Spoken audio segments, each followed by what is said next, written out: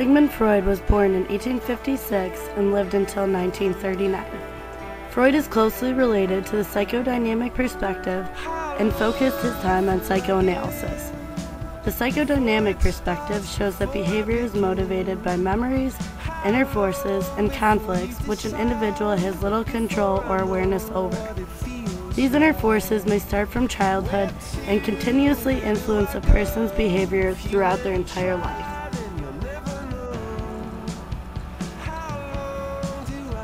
Sigmund Freud's psychoanalytical theory states that unconscious forces act to determine personality and behavior. He believes the unconscious is a part of the individual's personality to which he or she is unaware. This includes infantile wishes, desires, demands, and needs that are hidden. Freud believes this is all responsible for a majority of our everyday behavior. Freud believes that everyone's personality contains three different aspects: the id, the ego, and the superego. The id is the raw, unorganized, inward part of personality that is present at birth. It represents primitive drives related to hunger, sex, aggression, and irrational impulses. The id operates according to the pleasure principle, in which the goal is to maximize satisfaction and reduce tension.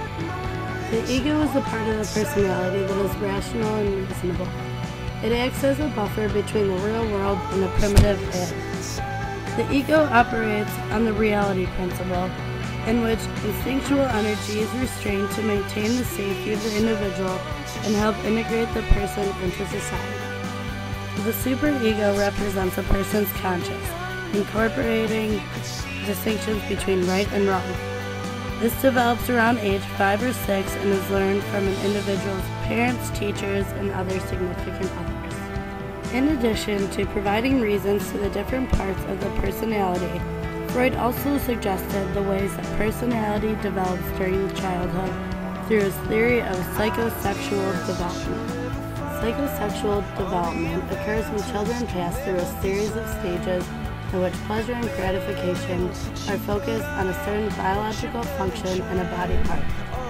The oral stage occurs from birth until 12 to 18 months. During this stage, the child has interest in oral gratification from sucking, eating, mouthing, and biting. The next stage is the anal stage, which occurs from 12 to 18 months until 3 years. During this stage, the child obtains gratification from expelling and withholding feces, and also coming to terms with society's controls relating to toilet training. Next comes the phallic stage, which occurs from 3 to 5 to 6 years.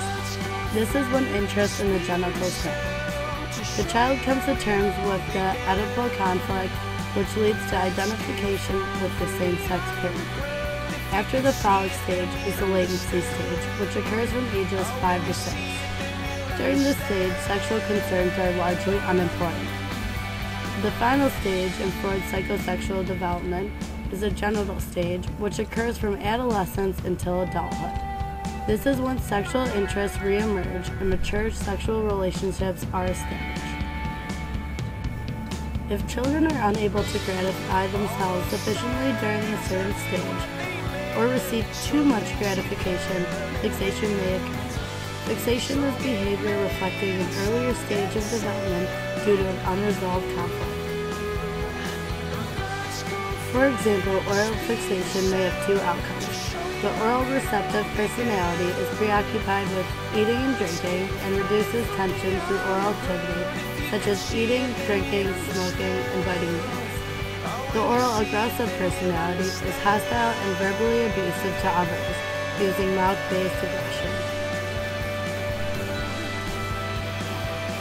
Freud's ideas had a great impact on the fields of psychology and psychiatry, and on Western thought in general.